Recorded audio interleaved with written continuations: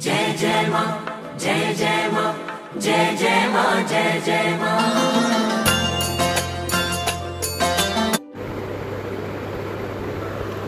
जय माता दी।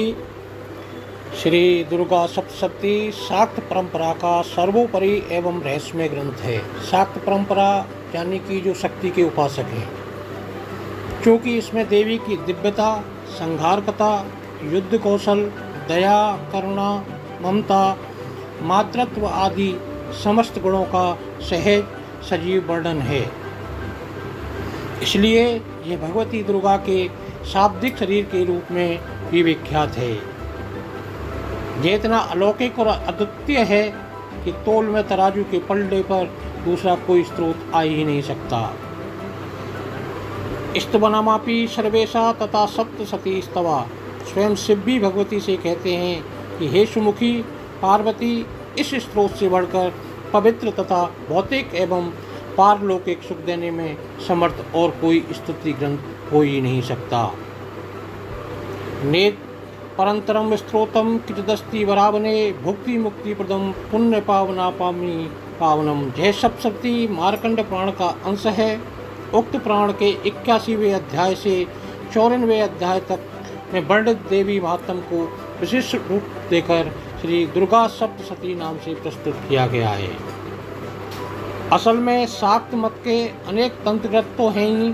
देवी भागवत, देवी पुराण, कालिका पुराण जैसे पौराणिक ग्रंथ भी हैं। कई वैष्णव एवं शैव पुराणों में भी सप्तशती के मधुकैटभ, महिषासुर एवं शुंभ निशुंभ के संहार से संबंधित व्याख्यान आए हैं, पर इसे जो उत्थान मिला वह किसी और को नहीं मिला। इसका मुख्य कारण शायद क्रमिक रूप से 1 से 13 अध्यायों में एक ही जगह मिल जाना भी हो सकता है। इनमें आक्षरिक, ध्वन्यात्मक व पदात्मक कुछ विशिष्टता अवश्य है, जिससे यह रहस्य ग्रंथ बना।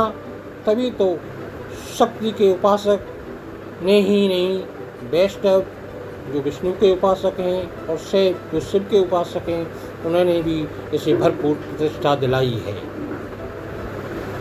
शाक्त तंत्र सर्वाधिक है, पर उसमें भी सप्तशती का स्थान सर्वोपरि है, इसलिए सबने इसका महिमामान किया है।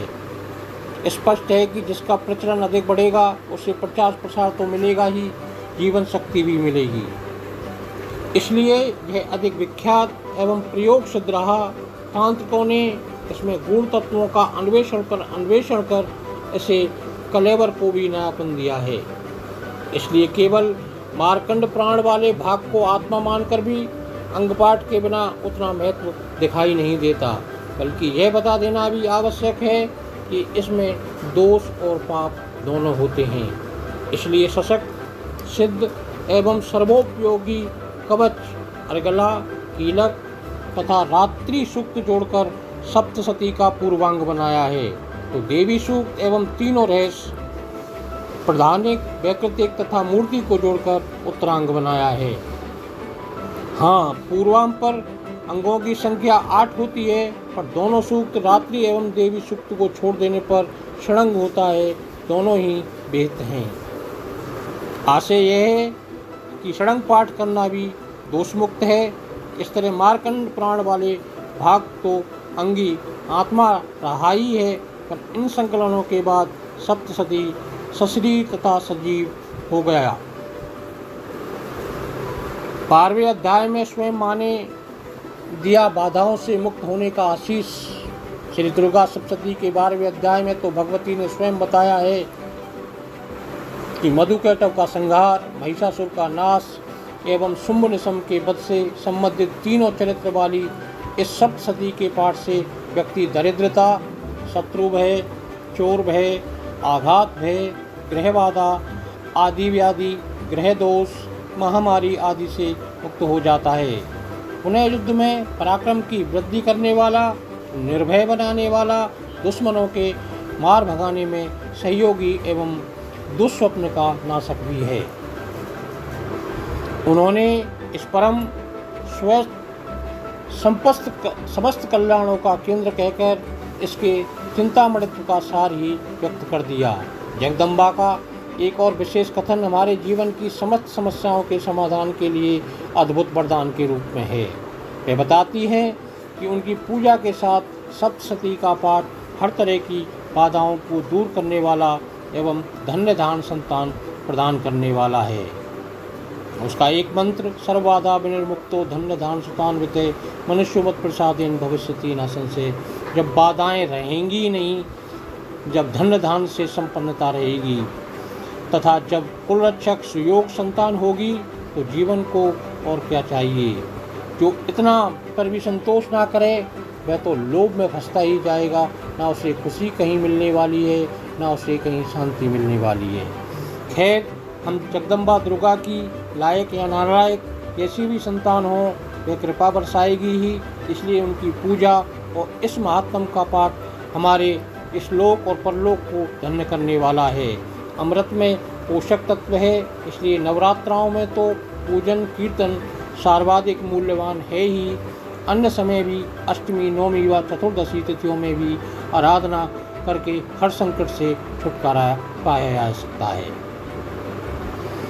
श्री दुर्गा सप्तशती के प्रयोग अलौकिक अथवा साक्षात कामधेनु भी माने गए हैं। चिंतकों ने इसमें छिपे बहुरत्नों का साक्षात्कार किया है। तभी तो रुद्रयामल कहता है, अति गुहांतम देव्या महात्मन सर्वसिद्धम, अर्थात यह देवी का महात्म अत्यंत गूढ़ एवं समस्त सिद्धियां प्रदान करने वाला है। जहाँ भुवनेश्वरी संहिता में वेद की तरह इसे अपौरुषेय माना गया है, वहीं मेरु तंत्र के अनुसार शिव कहते हैं कि सप्तशती के समग्र रहस्य का एकमात्र ज्ञाता मैं ही हूँ। विष्णु उसके रहस्य का 3 हिस्सा, ब्रह्मा आधा और व्यास जी चौथाई भाग ही जानते हैं। अन्य लोग तो करोड़वें हिस्सा ही जान पाएँ तो बहुत बड़ी बात है। कैसे पाठ करें? नवरात्रा में प्राय नित्य एक आवृत्ति होकर कुल 9 आवृत्ति पाठ होता है, परंतु समय अभाव होने पर नित्य एक चरित का पाठ भी शास्त्र सम्मत है। ऐसे में 9 दिनों में 3 ही आवृत्ति हो पाती हैं। पुनः यदि इतना भी समय ना हो तो 9 दिनों में एक आवृत्ति भी बताई गई है।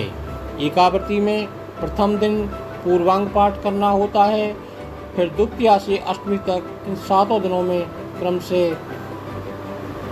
प्रथम अध्याय, तीसरे दिन द्वितीय तृतीय अध्याय, चौथे दिन चतुर्थ अध्याय, 5वें दिन पंचम से अष्टम अध्याय, छठे दिन नवम दशम अध्याय, सप्तम दिन एकादश अध्याय और अष्टम दिन द्वादश त्रयोदश अध्याय का पाठक्रम है। नवमी का उत्तरांग पाठ के बाद एक संपूर्ण पाठ 9 दिन में सहज रूप से हो जाता है। 108 पाठों से पूरी होती है इच्छा।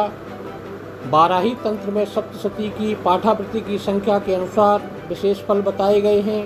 उपसर्गों की शांति के लिए 3 आवृत्ति, ग्रहों की शांति के लिए 5 आवृत्ति, संकटग्रस्त होने पर 7 एवं सभी सुख शांति के लिए 9 आवृत्ति पाठ करना उत्तम है। अधिकारियों से तंगी होने पर या उनसे परेशान होने पर 11 आवृत्ति, कामनाओं की सिद्धि एवं शत्रु बाधा से निवारण के लिए 12 आवृत्ति, शत्रुओं को वश में करने के लिए 14 आवृत्ति, विशेष सुख के लिए 15, राज भय के निवारण के लिए 17 व 18, ऋण मुक्ति के लिए 20 तथा मोक्ष के लिए 25 आवृत्ति पाठ उपयोगी हैं। 50 बार के पाठ से सिद्धियां प्राप्त होती हैं। 108 पाठों से मनोकामनाएं पूर्ण होती हैं। उन्हें 1000 बार के पाठ से तो व्यक्ति अचल लक्ष्मी का सुख भोग कर मुक्ति पा सकता है। हाँ, अंगहीन पाठ निषिद्ध है। कवच, अर्गला, कीलक, पूर्वांग एवं तीनों रहस्य से रहित सप्तशती पाठ व्यर्थ कहा गया है। रावण ने इन पूर्वांग और उत्तरांग का पाठ न करके ही अपने जीवन की लीला समाप्त की थी। 1 से 13 अध्याय में त्रिगुणात्मक दुर्गा का व्याख्यान किया गया है। दुर्गा सप्तशती के 3 विभाग हैं। प्रथम विभाग वह है जिसमें मधुकैटभ नामक असुरों का संहार हुआ है। इसमें दुर्गा के महाकाली, रात्रि व निद्रा के चरित्र उद्घटित हैं। इसी भगवती ने श्री हरि को बेहोश कर रखा था और उधर ब्रह्मा जी उन दोनों के अत्याचार से परेशान थे। यह अंश सप्तशती के पहले अध्याय के रूप में है तथा देवी का प्रथम व्याख्यान यही है, इसलिए इसे प्रथम चरित्र भी कहा जाता है। द्वितीय विभाग में दूसरे अध्याय से लेकर चौथे अध्याय तक कुल 4 अध्याय हैं। इसमें महिषासुर संहार की कथा, क्योंकि यह बीच का अंश है इसलिए इसे मध्यम चरित्र कहा गया है। इसकी देवता महर्षि महेश मर्दनी महालक्ष्मी है। तीसरे विभाग में 5 से 13 तक कुल 9 अध्याय हैं। यह शुंभ निशुंभ नामक 2 महाबलशाली असुर भाइयों का युद्ध में भगवती द्वारा संहार किया गया है। उसकी देवता कौशिकी व महासरस्वती बताई गई हैं। क्यों तो 11वें अध्याय में ही देवताओं द्वारा देवी की स्तुति के बाद यह चरित्र पूर्ण हो जाता है, पर 12वें में फल स्तुति एवं पहले अध्याय से ही सुरथ राजा तथा समाधि वैश्य को लेकर चली संपूर्ण कथा 13वें अध्याय में उनके मनोरथ की सिद्धि के साथ विराम लेती है। इस तरह 1 से 13 अध्यायों में निवृत्त सप्तशती के प्रथम, मध्यम एवं उत्तर ये तीनों चरित्र महाकाली, महालक्ष्मी तथा महासरस्वती रूपा त्रिगुणात्मक दुर्गा का पावन आख्यान हैं। इसी पाठ को दुर्गा पाठ व चंडी पाठ भी कहते हैं। नवरात्र में सामान्यतः संपूर्ण सप्तशती का पाठ होता ही है। कुछ लोग कामना परक संपुटित पाठ भी करते हैं। जो तो यह ग्रंथ लघु क्लेवर वाला होकर भी प्रयोगों का सागर है। ये प्रयोग कामना सिद्धि के लिए, जप पाठ आदि के लिए है। दुर्गा पाठ की 9 विधियाँ बताई गई हैं। महाविद्या, महातंत्री, चंडी, सप्तशती, मृत संजीवनी, महाचंडी, रूप दीपिका, चतुष्टी योगिनी एवं परा, इन सब की पाठ विधियों में अंतर है। उदाहरण क्रम से प्रथम, मध्यम, उत्तर चरित्रों का पाठ महाविद्या है। इसकी देवी जया है। उत्तर, मध्यम एवं प्रथम इस क्रम के पाठ का नाम महातंत्री है और इसकी देवी विजया है। उत्तर, प्रथम तथा मध्यम इस क्रम में पाठ मृत संजीवनी है, जिसकी देवी सुमुखी है। यह वेद विशिष्ट तांत्रिक क्रियाओं से संबंधित है, इसलिए बिना योग गुरु के मार्ग निर्देश के ऐसा कोई प्रयोग केवल पढ़कर करना श्रेष्ठकर नहीं होता है। अगर आपके पास समय का अभाव है, पूरी दुर्गा सप्तशती आप नहीं पढ़ सकते हैं, तो इसके जो 7 मंत्र हैं उस 7 मंत्रों में भी 700 मंत्रों का पूरा प्रभाव दिखाई देता है। पहला श्लोक है, ओम ज्ञानी नमपि चेतनसी देवी भगवती सा बलाद्ग्रस्य मोहाय मां मायाय पृच्छति। हे भगवती मां माया देवी ज्ञानियों के भी चित्त को बलपूर्वक खींचकर मुँह में डाल देती है। दुर्गे स्मृता हर्षि भीतम से संतो स्वस्थे मृता मतीम किल शुभाम दादासी दारिद्र दुख वे हानि का ददन्या सर्वोपकार सद्धार्चिता। इसका भावार्थ है, माँ दुर्गे आप स्मरण करने पर सब प्राणियों का भय हर लेती हैं और स्वस्थ पुरुषों द्वारा चिंतन करने पर उन्हें परम कल्याणमयी बुद्धि प्रदान करती हैं। दुख दरिद्रता और भय हरने वाली देवी आपके सिवा दूसरी कौन है, जिसका चित्त सबका उपकार करने के लिए यदा ही त्रयाद्र रहता है। तीसरा मंत्र है, सर्वमंगल्य मांगल्ये शिवे सर्वार्थ साधके शरण्ये त्र्यंबके गौरी नारायणी नमस्तुते। हे नारायणी, आप सब प्रकार का मंगल प्रदान करने वाली मंगलमयी हैं। आप ही कल्याणदायिनी शिवा हैं। आप सब पुरुषार्थों को सिद्ध करने वाली शरणागत वत्सला तीनों नेत्रों वाली गौरी हैं। आपको नमस्कार करते हैं। चौथा मंत्र है, शरणागत दीनार्थ परित्राण परायणे सर्वस्त्री हरे देवी नारायणी नमस्तुते। भावार्थ है, शरणागतों, दिनों एवं पीड़ितों की रक्षा में संलग्न रहने वाला तथा सबकी पीड़ा दूर करने वाला नारायणी देवी आपको नमस्कार है। पांचवा मंत्र है, सर्वस्वरूपे सर्वेशे सर्वशक्ति समन्विते भय विस्त्रायिनो देवी दुर्गे देवी नमस्तुते। भावार्थ है, सर्वस्वरूपा सर्वेश्वरी तथा सब प्रकार की शक्तियों से संपन्न दिव्य रूपा दुर्गे देवी सब भयों से हमारी रक्षा कीजिए। आपको साष्टांग नमस्कार करते हैं।